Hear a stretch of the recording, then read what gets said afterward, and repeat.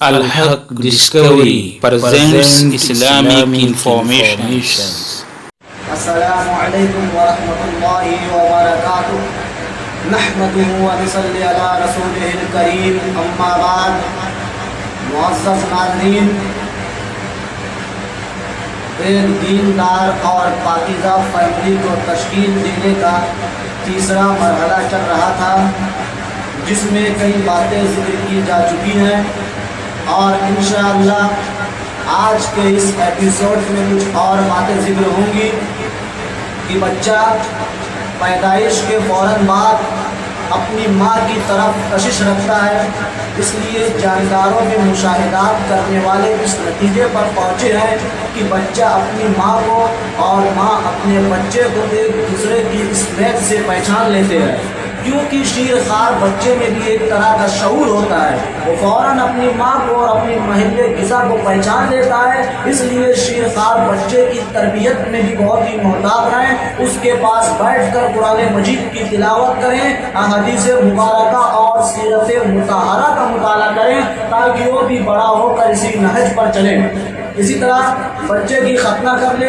حضرت ابو ہریرہ رضی اللہ تعالیٰ عنہ سے مروی یہ فرماتے ہیں کہ اللہ کے رسول صلی اللہ علیہ وسلم نے ارشاد فرمایا، 5 چیزیں فطرت میں سے ہے۔ نمبر 1 ختنہ کرنا، نمبر 2 زیر ناف کے بال کاٹنا، نمبر 3 مونچھیں پسٹ کرنا، نمبر 4 ناخن کاٹنا، نمبر 5 بغلوں کے بال اکھاڑنا۔ اس حدیث کو امام بخاری نے صحیح بخاری میں ذکر کیا ہے، حدیث نمبر 5889۔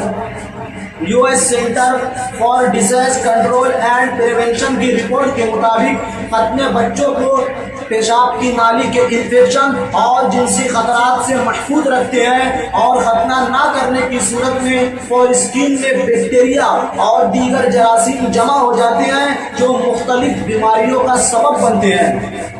ادارے نے ایک اہم بات یہ بھی بتائی ہے کہ جن مردوں کی ختنہ نہیں ہوتی تو فورسکین میں موجود بیکٹیریا کو وہ اپنی وائف میں منتقل کر کے ان میں سرویکل کینسر کا سبب بنتے ہیں۔ لہذا اس ریسرچ اور اس جیسی دیگر ریسرچ جو پچھلے ایپیسوڈ میں ذکر کی جا چکی ہیں، ان سب سے یہ بات واضح ہو جاتی ہے کہ انسان کی چاہے دنیاوی زندگی ہو یا اخروی زندگی ہو، اس کی صحت اور بقا اسلام ہی کے اصولوں میں مضمر ہے۔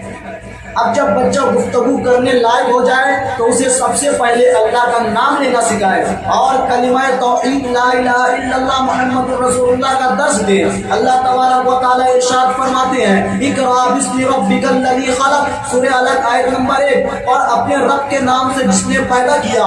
اور پھر جیسے جیسے بچے کی سوچنے اور سمجھنے کی صلاحیت بڑھتی جائے، ویسے ویسے اسے توحید باری تعالیٰ سے متعارف کرایا جائے، اسے بتایا جائے کہ بیٹا آپ یہ جو کھانا کھا رہے ہیں اسے اللہ تعالیٰ نے ہمیں دیا ہے، یہ گھر جس میں ہم رہتے ہیں اسے اللہ تعالیٰ نے ہمیں دیا ہے، یہ پیڑ پودے، یہ چرند پرند، یہ حیوانات، یہ زمین و آسمان، یہ ساری چیزیں اللہ تعالیٰ نے پیدا کی ہے، اور ہمیں بھی اللہ تعالیٰ نے پیدا کیا ہے، اور ہمیں اللہ تعالیٰ نے ایک خاص مقصد کے لیے پیدا کیا ہے، اور وہ مقصد یہ ہے کہ ہم صرف اسی کی بندگی کریں، اسی سے دعائیں مانگے، کیونکہ وہی سب کچھ عطا کر سکتا ہے، اور کائنات میں اللہ کے علاوہ کوئی بھی کچھ بھی عطا کرنے پر قدرت نہیں رکھتا۔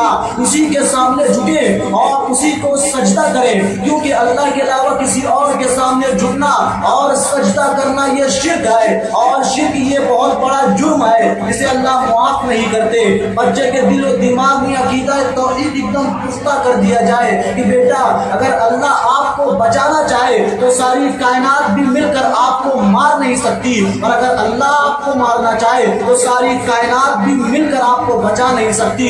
قل اللہم مالک الملک تؤتی الملک من تشاء وتنزع الملک ممن تشاء وتعز من تشاء وتذل من تشاء بیدک الخیر انک علی کل شیء قدیر، سورہ آل عمران آیت نمبر 26۔ اے نبی آپ کہہ دیجئے، اے تمام جہان کے مالک، تو جسے چاہے بادشاہت دے اور جس سے چاہے بادشاہت چھین لے، جسے چاہے عزت دے اور جسے چاہے ذلت دے، ساری بھلائی تیرے ہاتھ میں ہے، اور بے شک تو ہر چیز پر قادر ہے۔ وَيَعْبُدُونَ مِن دُونِ اللَّهِ مَا لَا يَضُرُّهُمْ وَلَا يَنفَعُهُمْ وَيَقُولُونَ هَؤُلَاءِ شُفَعَاؤُنَا عِندَ اللَّهِ، سورہ یونس آیت نمبر 18۔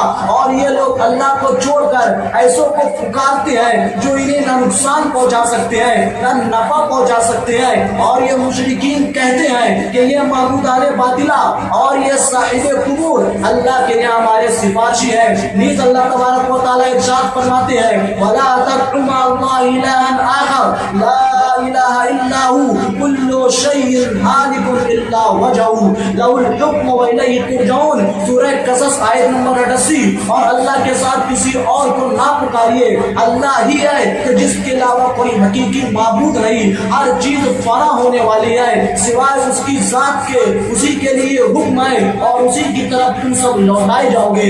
इस आयत से ये बात वाज़ेह हो जाती है कि इबादत उसकी की जाती है, मुश्किलात में उसको पुकारा जाता है जो हमेशा हो, ना कि उसको जो फना हो जाए। नीज अल्लाह तबारक व तआला इरशाद फरमाते हैं, इन्नल लदीना तदउना मिन दूनिल्लाहि इबादुन अमसालुकुम फदउहुम फलियस्तजीबू लकुम इन कुंतुम सादिकीन। सूरतुल आराफ आयत नंबर 154। बेशक अल्लाह के अलावा जिन्हें तुम लोग पुकारते हो, यहाँ खिताब मुशरिकीन से है, चाहे वो मुशरिक मुसलमानों में से हो, चाहे वो मुशरिक गैर मुसलमानों में से हो।